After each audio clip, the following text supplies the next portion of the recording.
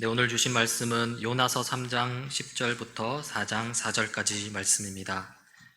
요나서 3장 10절부터 4장 4절까지 제가 봉독하겠습니다.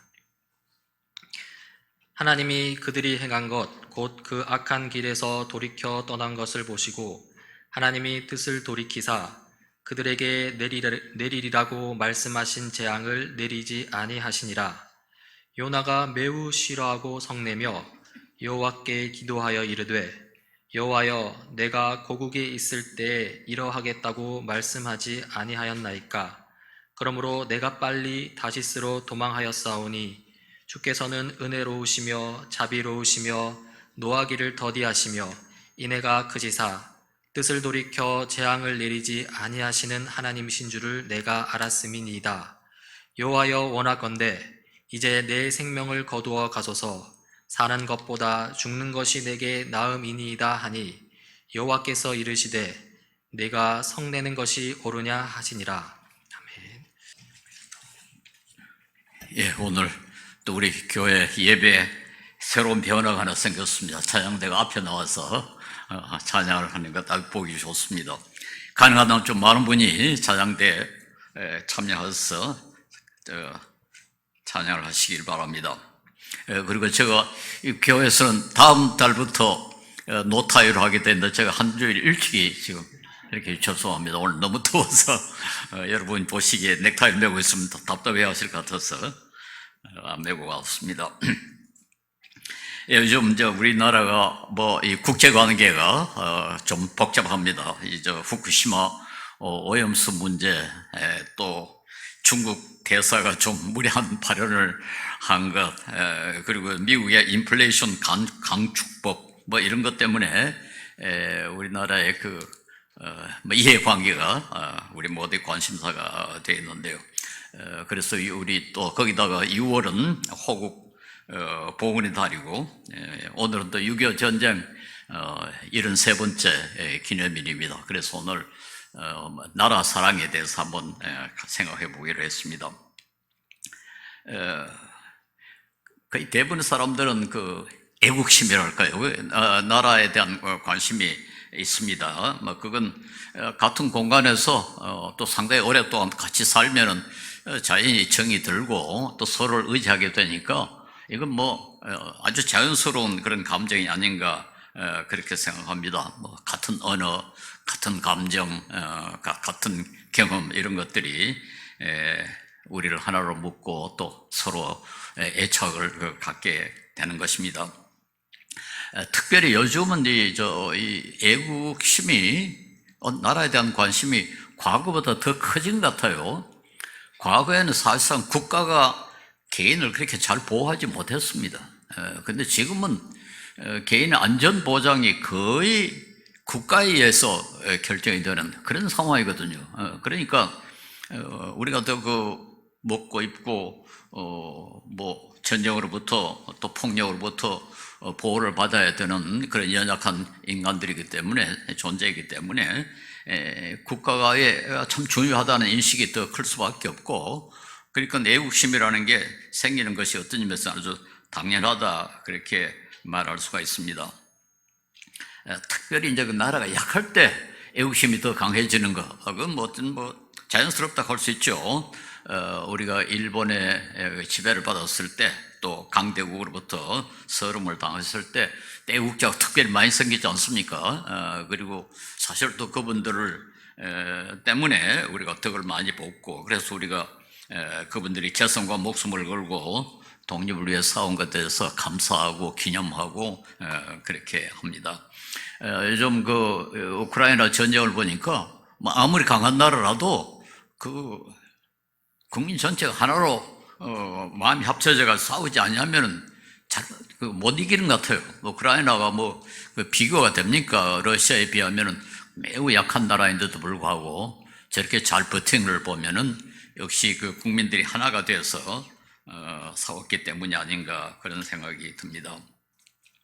오늘 본문에 등장하는 요나도 역시 약한 나라 선지자였습니다. 그러니까 그도 애국심이 강할 수밖에 없습니다.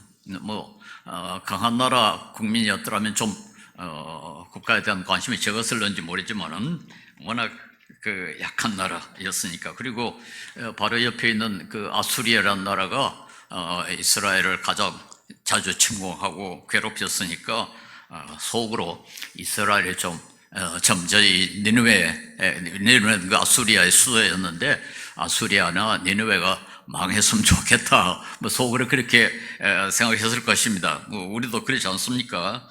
우리를 좀 괴롭히는 나라가 좀 약해지고 망했으면 좋겠다. 속으로 그런 생각을 하지 않겠습니까?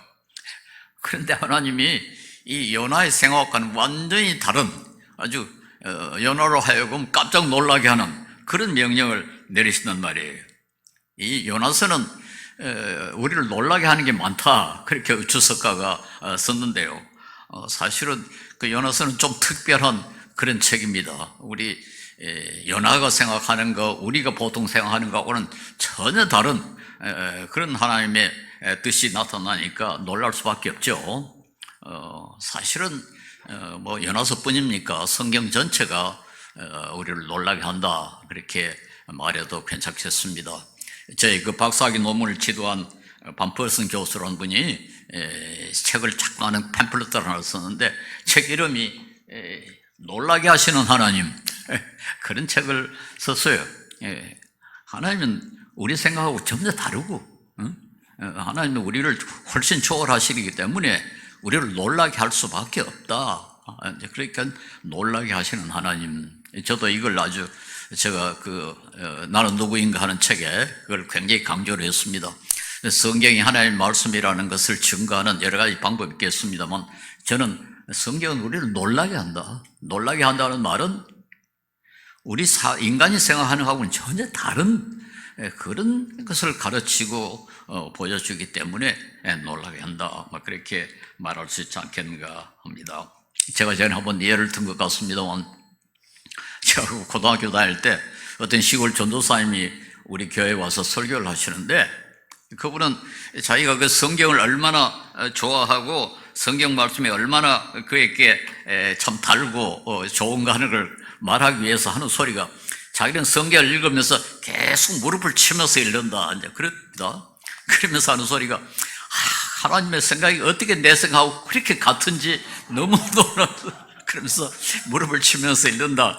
그런데 그때 제가 고등학생이었는데, 그거 좀 그러면 안 되는데, 하나님의 생각이 겨우 저 시골 전도사님 생각하고 같으면은 그거 되겠나, 그런 생각을 한 때가 있습니다만, 물론 뭐 그분이 그런 뜻으로 말한 건 아니겠죠. 하나님 말씀이 너무 좋고 그래서 이제 그걸 그렇게 표현한 겁니다만, 사실은 하나님의 생각이 우리 생각하고 다르죠. 그러니까 우리를 놀라게 하는 거 아닙니까? 그런데 이 하나님이 요나 보고 뭐라고 합니까? 니느웨에 가서 회개를 외쳐라. 아니, 니느웨가 망해야 되는데, 적국인데, 더군다나 뭐 자기 나라가 보통 나라입니까? 하나님의 특별히 선택한 나라 아닙니까?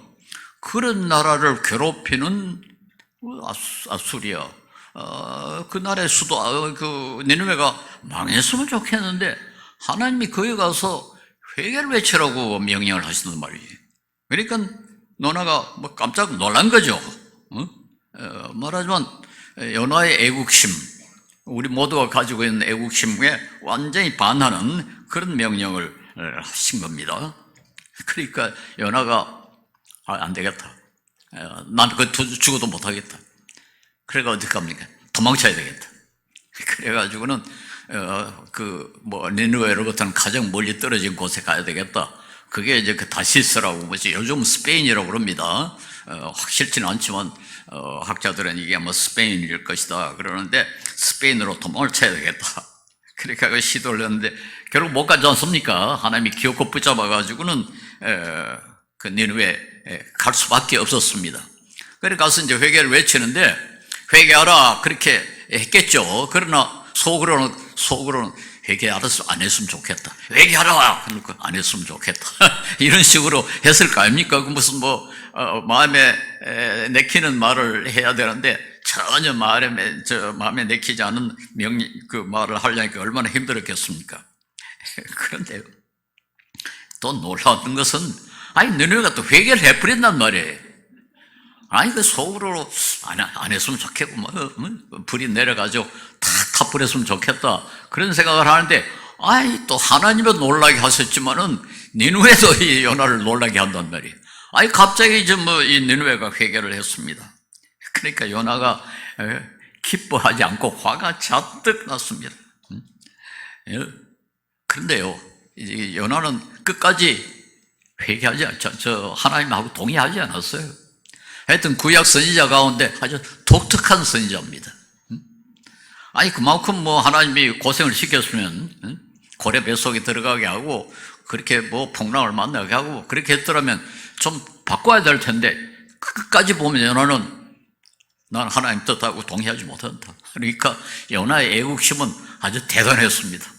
흔들리지 않은 그런 애국심을 가지고 있는 특이한 사람이었다. 그렇게 말할 수 있습니다. 어떤 의미에서 요나의 애국심과 우리의 애국심이 별 차이가 없죠. 우리도 일본의 그 식민 지배를 받았기 때문에 예수 믿는 사람이 망하라 하면 안 되지. 그러니까 일본을 위해서 기도도 하고 선교서도 보내고 또 그렇지만 속으로는 이거 일본 좀 망했으면 좋겠다. 일본이 잘 된다 그러면 배가 좀 아프고 일본이 잘못된다면 고소하고 우리도 그러지 않습니까? 그게 우리 인간입니다.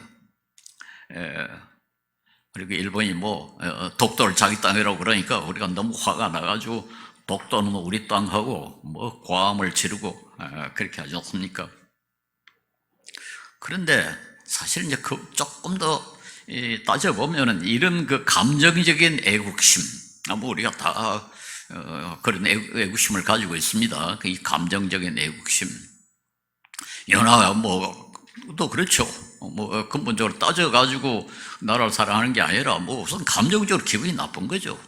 자기들을 고생시키고 무시하고 우리도 이제 일본에 대해 생각하면 화가 많이 나죠. 특별히 위안부 사건 같은 거 생각하면 굉장히 화가 나죠. 이는 감정적 애국심이 생기는 거 이건 이렇게 나무랄 수는 없습니다. 근데 문제는 이게 실제로 도움이 안 된다는 거예요. 애국을 하면 나라가 잘 돼야 되지 않겠습니까? 근데 감정적인 애국심 가지고는 나라에 별로 도움이 되질 않는다. 가령 독도는 우리 땅하고 그렇게 괌을 치고 화가 나서 뛰어다니고 그럼 일본 사람들이 그 소리를 듣고 야, 안 되겠다. 그래, 너희 땅 맞다. 그럴까요? 아무리 고래고래 괌을 쳐봐야 저 사람들 왜 저러나 하지.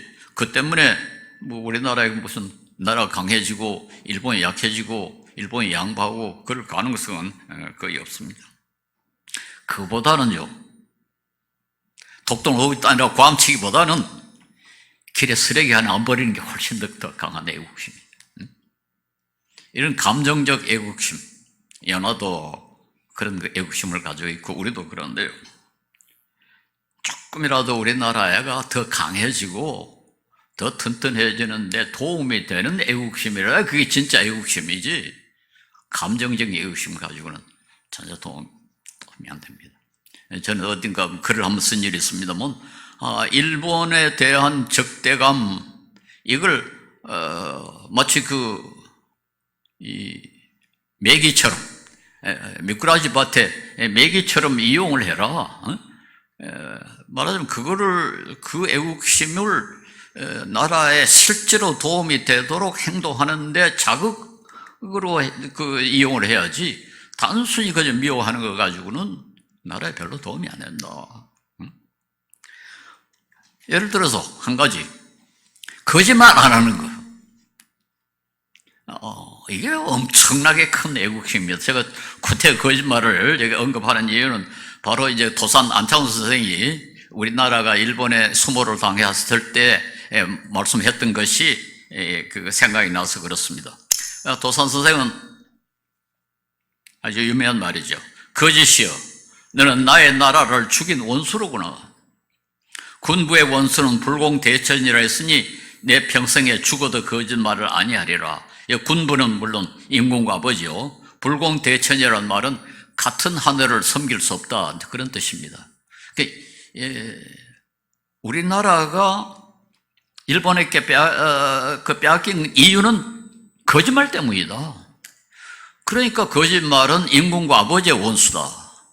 왜 인간과 아버지의 원수와 같은 하늘 밑에 살 수가 없으니까 그 말은 나는 절대로 거짓말 못한다. 도산 선생은 이렇게 말만 이렇게 했을 뿐만 아니라 실제로 엄청나게 고생을 하면서도 정직하려고 애를 썼습니다. 정말 이분은 거짓말 안 하려고 목숨을 바친 분이라 거의 예가 많습니다만 제가 일일이 언급을 하지 않겠습니다. 그런데 도산의 논리는 이렇습니다. 우리가 일본에게 나라를 빼앗긴 이유는 힘이 없기 때문이다. 뻔하죠? 힘이 없으니까 뺀 게 아닙니까? 힘이 없는 이유는 단결하지 못하기 때문이다. 그것도 뻔하지 않습니까? 단결하지 못하는 이유는 서로 속이기 때문이다. 그러니까 거짓말이 나라를 망하게 한 원인 아니냐. 그러니까 자기는 죽어도 거짓말을 아니하리라. 사실 나중에 도산 선생이 일본 사람에게 잡힌 것은 조그마한 아이에게 약속한 거 그거 지키려고 나갔다가 체포돼가지고 주위에 또 모두가 말렸는데 선생님 지금 나가시면 안 됩니다. 근데 아니 오늘 내 친구 아이의 생일인데 내가 그놈께 생일날 선물을 주기로 약속을 했다. 아이에게 한 약속이라도 지켜야 된다. 그러면서 나가서 체포가 돼가지고 결국 대전 형무소로 구성이 됐고 거기서 병을 얻어서 순국했습니다. 그러니까 그는 약속 지키기 위해서 목숨 바쳤다. 그렇게 말할 수 있죠. 그러니까 도산학교는 이 정직이라는 것, 거짓말이라는 게 완전 한에 맺힌 그런 분입니다. 쉽게 말해서 정직만 하면은 강해진다. 그런 뜻이 될 것입니다. 중국의 그 공자, 공자라는 분이 참 대단한 분입니다만, 그의 그 논에 보면은 이런 이야기가 있습니다. 자로라는 제자가 공자에게 좋은 정치가 어떤 정치입니까? 그 말은 뭐 요즘 말하지만 어떤 나라가 좋은 나라입니까? 그래서 세 가지를 이야기했어요. 첫째, 먹을 것이 풍족해야 된다. 족식. 그 다음에 국방이 튼튼해야 된다. 군인이 많아야 된다. 족병. 그리고 세 번째, 국민의 신뢰를 받아야 된다. 그래서 민신. 이 세 가지가 중요하다. 그렇게 했어요. 그 자료가 이 세 가지 중에 하나를 좀 포기해야 될 상황이면 어느 걸 포기하면 되겠습니까? 그랬더니 놀랍게도 먹는 걸 포기해라. 또 한 가지 더 포기해야 된다면 뭐를 포기하면 좋겠습니까? 그러니까 국방을 포기해라. 그 말은 무슨 말입니까? 믿음. 국민의 믿음은 절대로 포기하지 못한다. 그게 없어져 버리면 나라가 없어진다. 그렇게 주장한 겁니다. 이 신뢰라는 것이 얼마나 중요합니까? 베트콩이 뭐 경제적으로 넉넉했습니까? 군사적으로 강했습니까? 굉장히 약한 나라 아니에요. 그런데 그 나라가 인류 역사상 가장 강한 미국을 물리친 유일한 나라입니다. 전 세계에서 미국을 이긴 나라가 딱 하나인데요. 그게 베트남입니다. 근데 뭐가 있습니까? 무슨 국방이 튼튼했습니까? 경제가 튼튼했습니까? 그 호지민이라는 아주 걸출한 지도자를 온 국민이 완전히 믿었거든요. 그래가지고 하나가 되니까 미국을 이겼습니다. 그런데 우리나라는 조선조 말기에 갈기갈기 찢어졌지 않습니까? 무슨 청나라파, 러시아파, 일본파, 개화파, 민씨파, 대원군파, 뭐 온갖 파가 다 생겨가지고 나라가 사분오열되니까 망할 수밖에 없죠. 지금 러시아도 그렇습니다. 뭐 여러분 최근에 뉴스를 봤을 겁니다만, 그럼 뭐 엉망돼 버렸죠. 지금 우크라이나에 이제 완전히 지게 생겼어요. 서로 믿지 못하면, 국민이 정부를 믿지 못하고 국민이 서로를 믿지 못하면 나라가 절대로 강해질 수 없다. 이렇게 말할 수 있습니다. 오늘은 이제는 경제적으로 경쟁하는 그런 세상이 됐습니다. 경제도 이 투명성이라는 게 심각하게 중요합니다. 서로 믿지 못하면은 요즘 우리나라처럼 인감을 떼야 되고, 제가 인감제를 많이 듭니다만, 인감을 뗀다는 게 이게 얼마나 귀찮은 건지 몰라요. 저는 이런저런 단체 이사장을 하도 많이 맡아가지고 걸핏하면 인감 떼오라고 그러는데, 또 저는 나이가 많아가지고 지문이 나오질 않아요. 인감 떼면 지문을 내야 되는데, 지문이 나오질 않아서 그때는 직원이 조사를 합니다. 부인 이름이 뭡니까? 생일이 언제입니까? 무슨 딸의 이름이 뭡니까? 이따위 신문을 하는데 갈 때마다 그 조사를 받으니까 참 조금 천하면서 속되게 말해서 신경질이 나요. 근데 이게 걸핏하면 인감 떼오라고 그럽니다. 그 때문에 내가 보내는 시간, 그 직원이 보내는 시간, 그 종이값 완전히 낭비 아닙니까? 근데 왜 인감을 떼라 합니까? 그저 도장을 찍으니까 인감이 필요한 거죠. 무슨 보증이 필요하고 보험이 필요하고. 우리나라의 고소득자들의 탈세율이 50%. 고소득자가 어느 정도인지 그건 모르겠습니다만 하여튼 세금 많이 내야 하는 사람들이 50%가 탈세하는 걸로 되어 있습니다.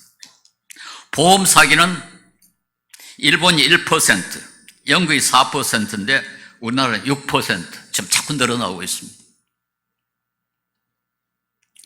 세계 가치관 조사라는 월드 밸류 서베이라는 것에 의하면은 대부분의 사람을 믿을 수 있다 하는 것에 대해서 스웨덴 사람은 62%가 동의를 하고, 대부분 사람 믿을 수 있다. 독일 사람은 48.1%가 동의를 하는데 한국 사람은 32.2%밖에 동의하지 않는다. 이게 최근의 조사입니다. 갈등 지수가 OECD에서 두 번째로 높고 그 때문에 매년 270조 원이 낭비된다. 270조 원이 단순히 믿지 못하기 때문에 갈등 때문에 생겨난다. 뭐가 애국입니까? 왜 정직이 애국이라는 게 드러나죠. 서로 믿지 못하면 그건 독도는 우리 땅 아무리 고함을 쳐봐야 아무 소용없는 애국입니다.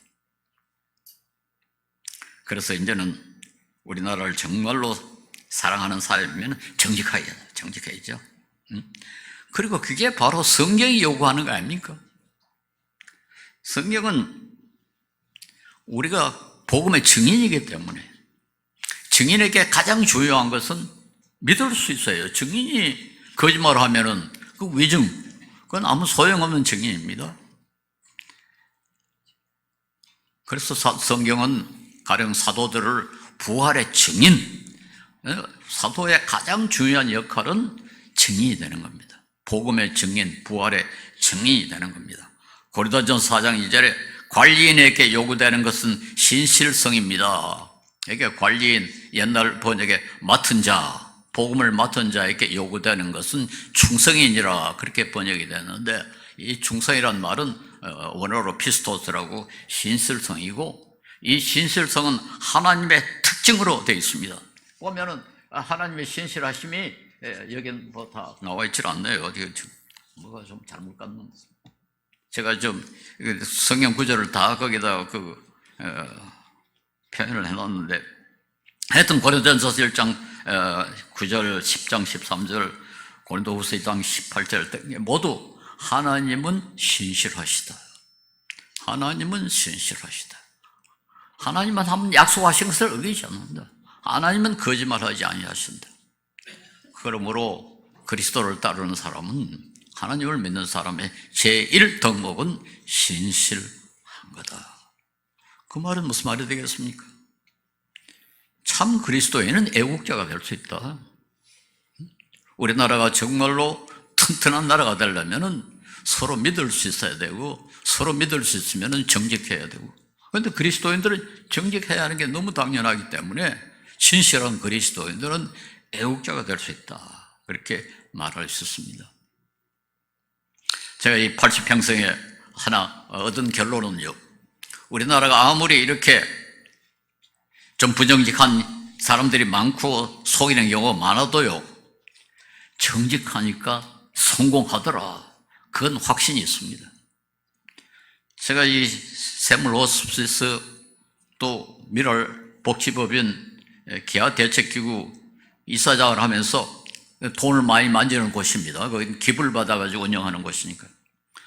처음에 이사장으로서 한 게 뭐 아무것도 없습니다. 딱 한 가지만 주장했어요. 처음부터 끝까지. 철저히 투명해라. 철저히 투명해라. 하여튼 세물 호스피스는 첫 해부터 공인회계사를 초청하다 감사를 받았습니다. 1,000만 원도 안 됐을 때 감사를 받았습니다. 아무 소용없죠. 그때 법으로는 전혀 공인회계사 감사를 받아야 할 이유가 없는, 근거 없는 그런 상황입니다. 그만큼 투명하게 투명성을 강조를 했는데요. 지금 이 세 단체는 재정적으로 아무 어려움이 없습니다. 기부가 계속 들어옵니다.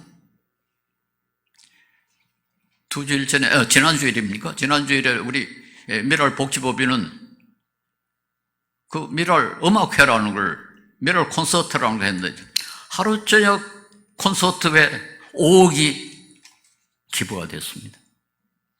하루 저녁에. 대부분 불신자들이 하는 기부입니다. 왜 불신자들이 기독교 복지단체에 기부를 하겠습니까?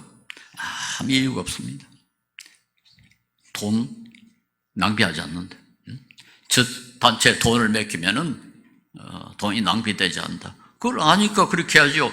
돈 한 푼 번다는 게 얼마나 힘듭니까? 그렇게 피땀 흘려서 번 돈을 갖다가 그렇게 5억을 기부한다는 게, 물론 뭐 그것도 한 사람이 많이 낸 게 아닙니다. 알아보니까 모두 소액들이 모여가지고 결국은 5억이 됐다고 그렇게 상임이사가 말합니다.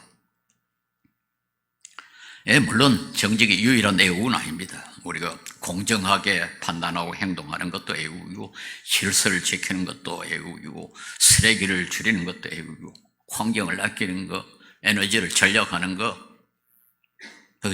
저는 그걸 좀 강조를 하고 있습니다. 좀 특별히 우리 환경오염이 좀 상당히 심각하고, 인류가 좀 이대로 가면 없어집니다. 인류는 망합니다. 생전이 끝나버립니다. 너무나 빤한 길을 가고 있는데도 불구하고 지금 우리나라는 환경에 대해서 너무 관심이 없어요. 그러니까 불을 조금이라도, 전기를 조금이라도 아끼고, 물자를 조금이라도 아끼고 환경오염을 줄이려고 하는 게, 그게 애국입니다. 앞으로 우리 지금 환경에 그 뭐 지수가 있습니다만 이거 하지 않으면 앞으로 이제 우리 물건도 수출하지 못합니다. 우리나라의 환경 상황이 나쁘면은 우리나라 상품에 관세를 엄청나게 붙이기 때문에 이제 수출도 못합니다. 근데 우리나라는 지금 이 선진국 가운데는 매우 많이 뒤져 있어요. 환경 이 지출에. 그래서 조금 욕을 먹을 그 수준으로 아끼시기 바랍니다. 여기 보십시오. 제가 지금 이 이면지 지금 벌써 수십 년째 이면지만 쓰고 있습니다. 집에서도 계속 그 불을 끄고 컴퓨터 뭐 쓰지 않을 때는 항상 꺼뿌리고, 얼마나 신경을 쓰는지 몰라요. 조금이라도 아끼자. 우리는 태양광으로 이 발전을 하기 때문에 전기료를 내지 않는데도 불구하고 이로 하더라도 아끼자.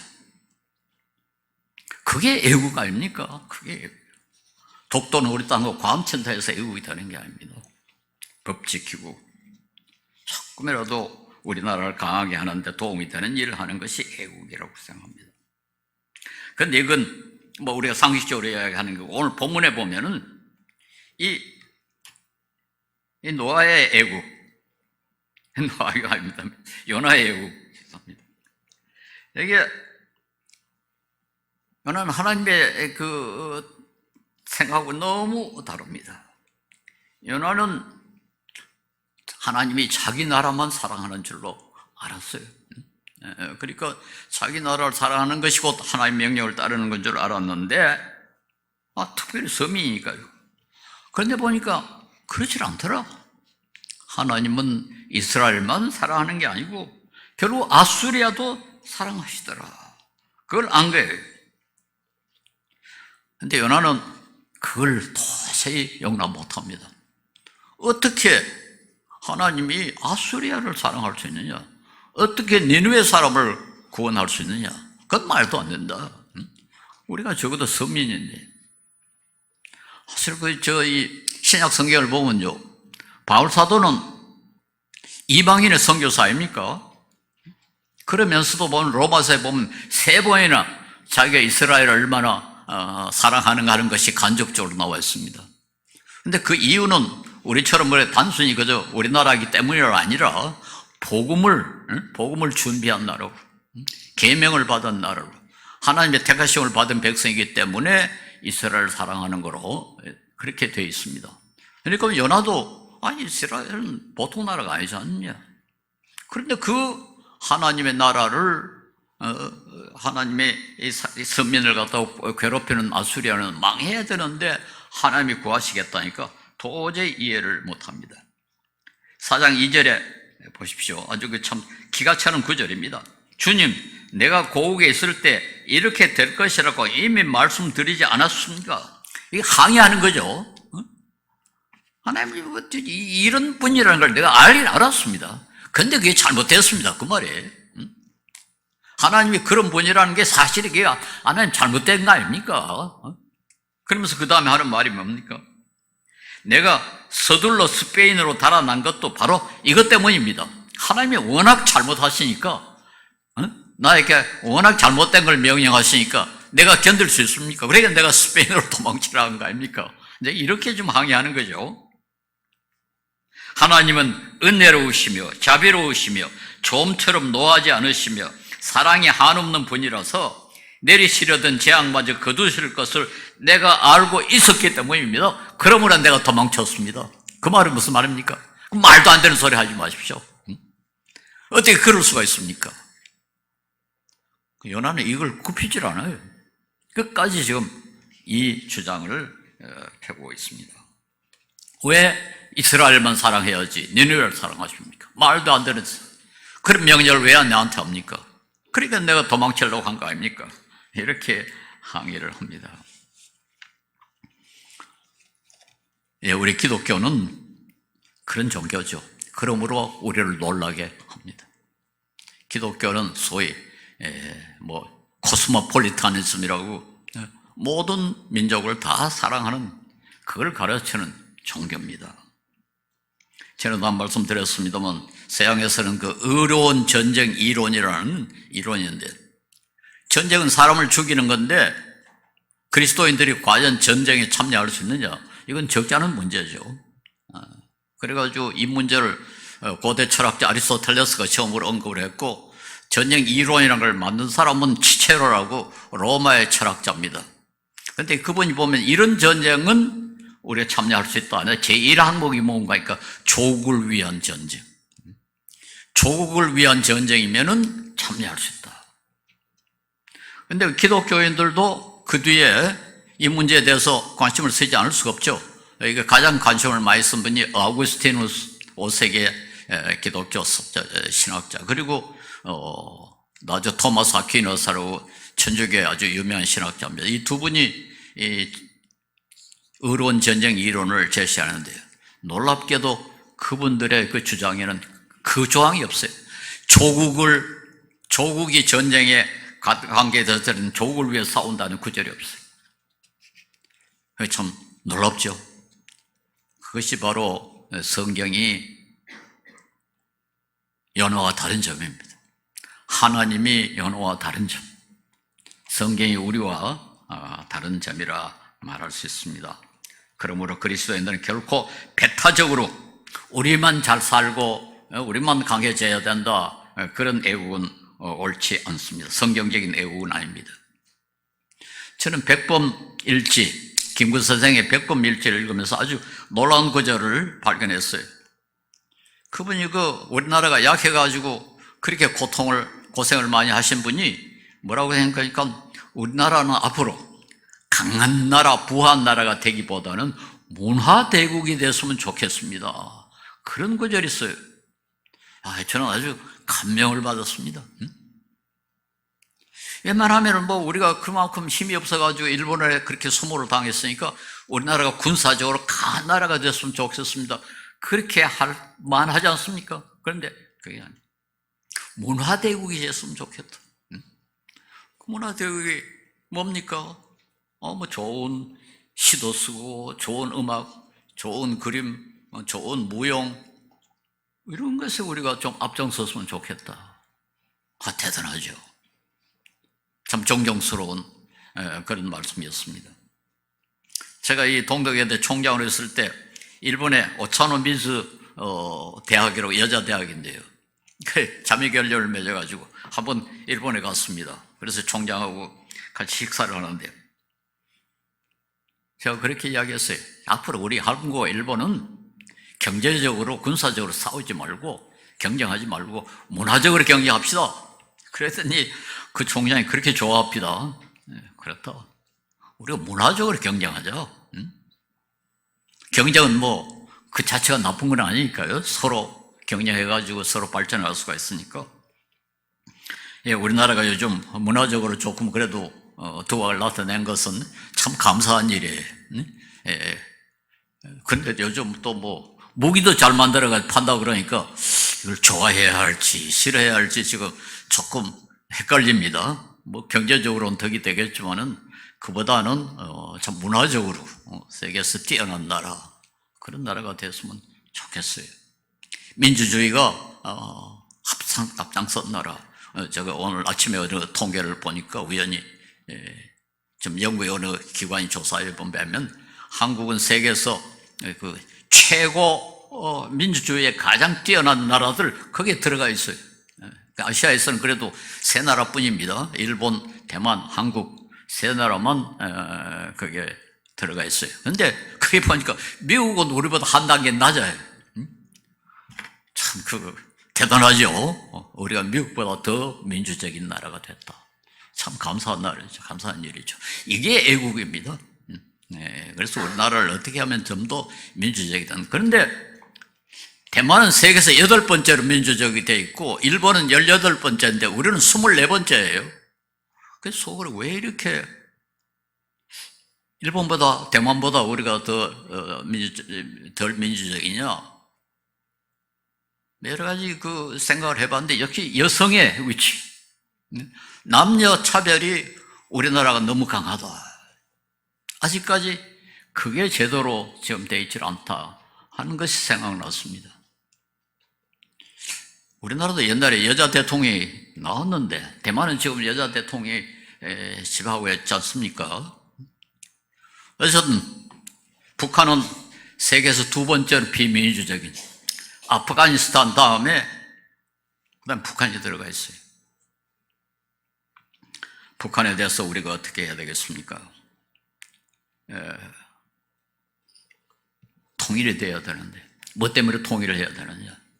통일이 되면은 경제적으로도 우리가 이익이 되고 군사적으로 이익이 된다. 저는 그건 기독교적이 아니라고 생각합니다. 우리가 통일을 해야 하는 이유는 북한 주민들이 좀 인간답게 살게 하기 위해서 통일을 해야 된다. 너무 좀 인권이 유린되고 좀 굶어 죽고 너무 좀 지저있기 때문에 주민들이 너무 고통을 당한다. 저는 우리 통일의 목적을 거기에 둬야 된다고 생각을 해요. 그래서 우리 기독교인들은 우리는 통일해야 된다. 그 해야 하는 이유는 주민들이 인간 대접을 받고 인권을 존중받게 하기 위해서 통일해야 된다. 그 말은 만약에 통일 안 되고 다른 방법으로 북한 주민들이 아주 행복하게 인권의 존중을 받고 잘 살 수 있으면 그것도 해야 된다. 만약 통일이 아니고 다른 방법으로 그게 가능하다면 우리는 그걸 지지해야 된다. 저는 그렇게 생각합니다. 그게 그리스도인의 애국이다. 우리의 이익을 위한 것이 아니라 당사자들의 이익을 위한 것이다. 저는 이 북한을 지금은 뭐 도울 수도 없습니다만은 지금 최근에